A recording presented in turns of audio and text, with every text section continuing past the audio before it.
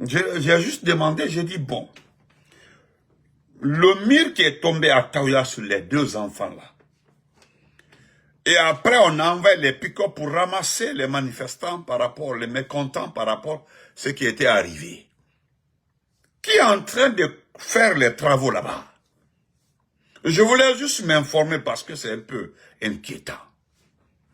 Je voudrais juste me renseigner et interpeller le département de l'urbanisme et l'habitat.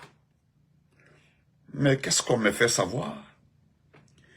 Que ce n'est pas d'autres personnes. Hein? C'est le ministre en question de l'urbanisme et de l'habitat qui est en train de construire sur le lieu de crime. Pourquoi j'appelle ce lieu-là comme lieu de crime? Lorsque les gens ont commencé à construire là-bas, des bons citoyens, ceux qui aiment ce pays, qui aiment les citoyens de Taouya, en tout cas les environnants, avaient signalé au chef de chantier que la façon dont vous êtes en train de faire le mur là, et les enfants jouent à côté, nous craignons que le mur là cause un dégât ici. Et juste après ça, 2 ou 3, 4 jours, le mur est tombé sur 2 enfants qui sont décédés. Et lorsque les gens ont protesté, Bala Samora, c'est son travail, hein, vous connaissez son travail. Envoie des pick-up là-bas pour ramasser. Après quelques jours, ils ont intimidé les gens, les uns et les autres, et puis tout le monde s'est tué. Mais je voudrais dire à ces portons, à ces vendus, qui parlent de gentillesse, de généreux ou je ne sais pas quoi du CNRD. Le lieu là a été saisi comme un lieu de crime. Un lieu de crime, juste après 10 jours, une semaine, un mois, personne n'a vu le résultat d'enquête ou personne n'est venu vous dire, voilà le niveau d'évolution de l'enquête. Personne n'est venu vous dire, voilà, nous avons trouvé, voilà le résultat de l'enquête. Personne. Et dans ça, subitement comme ça, Moricone commence une construction là-dessus. Et comme ils sont suffisants, ils ont tout gagné. Maintenant que eux, très proches du fainéant Mamadi Doumbouya, très proches du CNRD, membres du CNRD, ils ont pris tous les terrains à Conakry. Ils ont construit suffisamment. Maintenant, ils sont en train de construire pour les épouses. Par-ci, par-là. Comment le gars de Kamsa, là, le directeur de cette société de Kamsa, comment on appelle ça? Lui qui a pris, comment on appelle ça? Le patrimoine bâti quelque part là pour donner à sa femme.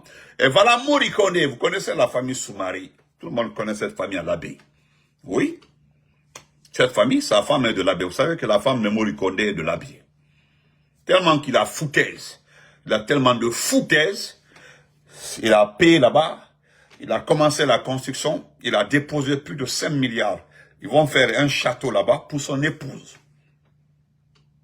Mais mon problème, quand vous regardez Moricone, où il a levé cet argent, non seulement le lieu est un lieu de crime, il ne doit pas avoir des constructions là-dessus. Facebook, là, mettez les cœurs, hein, je ne vois rien. Il y a plus de 300 personnes, mais je ne vois rien. Ou bien vous dormez, ok, mettez les cœurs, ou bien écrivez quelque chose là pour que je s'assure que c'est pas bloqué.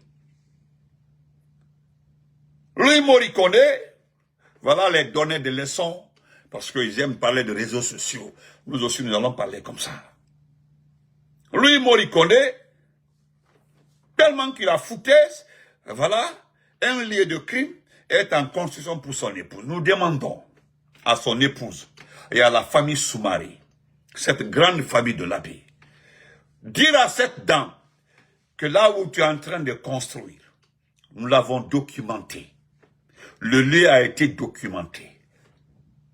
C'est un lieu de crime. Pourquoi?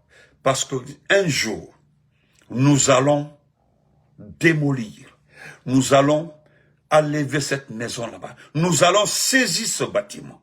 Nous allons faire saisir le bâtiment par la justice guinéenne. Madame Condé, quoi Soumaré,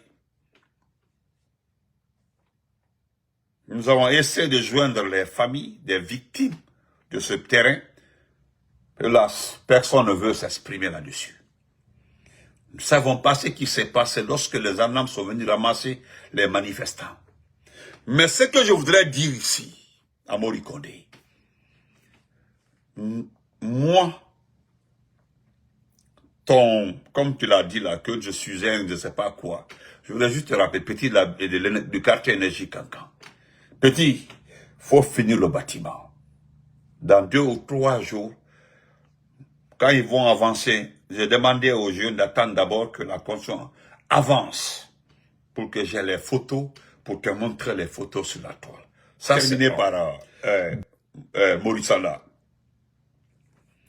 Maurice Sanda, j'ai vu ta réaction. Je le dis carrément, Maurice Sanda, ta réaction. Voilà. Je vais laisser, Maurice Sanda. Voilà ta réaction. Ça, c'est ta réaction suite parce qu'il y a quelque chose qui est arrivé. Tu demandes aux autorités mauritaniennes des comptes. Et pourtant, toi, voilà pourquoi quand tu tiens un Ouya, voilà, un vrai Ouya Sanda. Un vrai Ouya Sanda. C'est toi-même, la même personne qui avait dit ici, là, que vous avez trouvé un terrain d'entente avec la Mauritanie. Nous, on avait les informations. Nous avons dénoncé le comportement des Mauritaniens envers nos compatriotes. Mais parce que nous avons été les premiers à mettre ça sur la place publique, aigris que vous êtes, et pourtant nous nous battions pour nos compatriotes. Personne ne nous paye pour communiquer.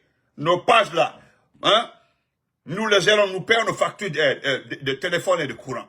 Mais on ne peut pas voir d'autres communautés, d'autres pays maltraiter nos parents et puis se taire. Et toi, nous avons été surpris même, on dit non. Tu t'es posé comme ça, que le problème a été réglé. Maintenant, tu as vu que la vidéo, moi je refuse de faire jouer la vidéo. Avant que je l'ai dit, j'ai dit j'ai la vidéo aussi. Où on va de maison en maison. C'est les Mauritaniens même qui ont losé nos compatriotes, qui dénoncent nos compatriotes. Et puis regarde comment on les ramasse. Regarde comment on ramasse les Guinéens. Pas ta faute. Et pourtant, c'est à cause des passeports, à cause des documents. Ils n'ont pas de documents.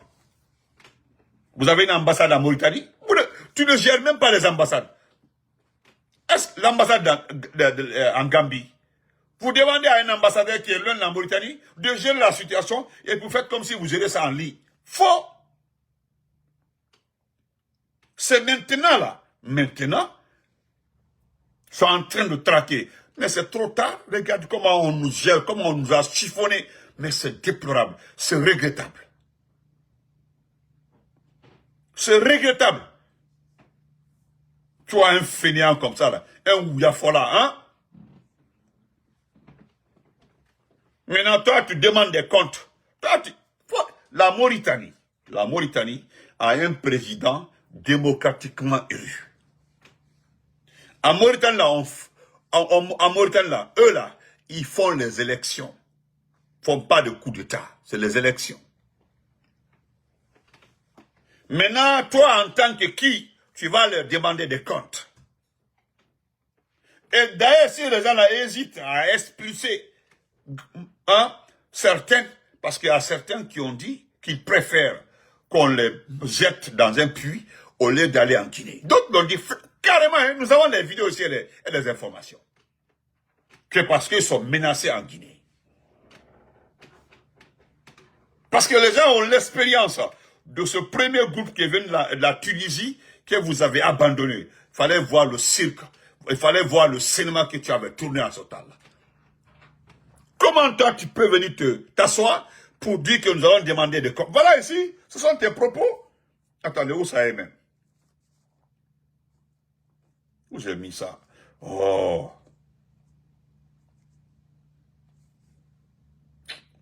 Où j'ai mis ça?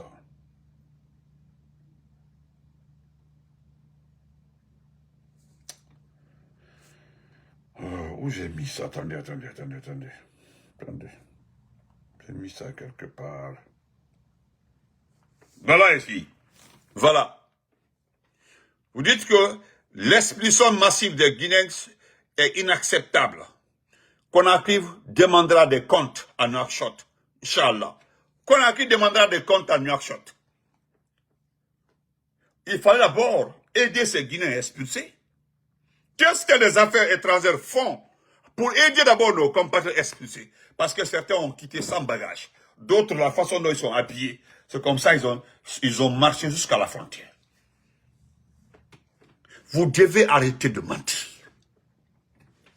Voilà pourquoi nous disons en longueur de journée, vous n'avez pas de projet. Tous les projets que vous avez là, c'est un seul projet, Simandou. Aucune mesure n'est prise pour aider nos compatriotes. Regardez les 400 passeports envoyés en France. C'est devenu un problème. C'est devenu un problème. Allez, on dit qu'il faut appeler, prendre rendez-vous, vérifier d'abord. Et puis maintenant, on paye un montant. Si tu es arrêté, tu dois payer 200 ou 300 euros. Regardez-moi, une diplomatie guinéenne. Les Sénégalais qui sont avec nous ici, là, pour faire les passeports, ils vont à la Bank of America ici. Ils déposent l'argent, on leur donne un reçu, plus l'ancien passeport, et puis l'extrait de naissance, là, ils envoient au consulat à New York ici, là, et puis c'est terminé. Ils payent rien.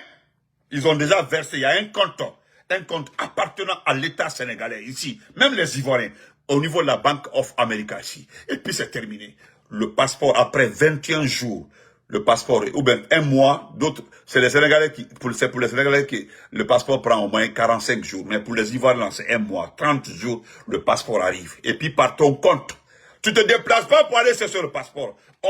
Arrivé à l'ambassade, au consulat, on met à ton adresse. L'ambassade paye le sticker là, de la poste là. Ils mettent ça sur le document là, et puis on t'envoie. Et puis tu es à la maison un matin comme ça, tu tires. Il y a même l'ambassade, comment ça s'appelle? L'ambassade du Ghana. L'ambassade du Ghana, c'est USP qui envoie, ou bien DHL. Non! Tellement qu'ils traitent les dossiers de leurs concitoyens.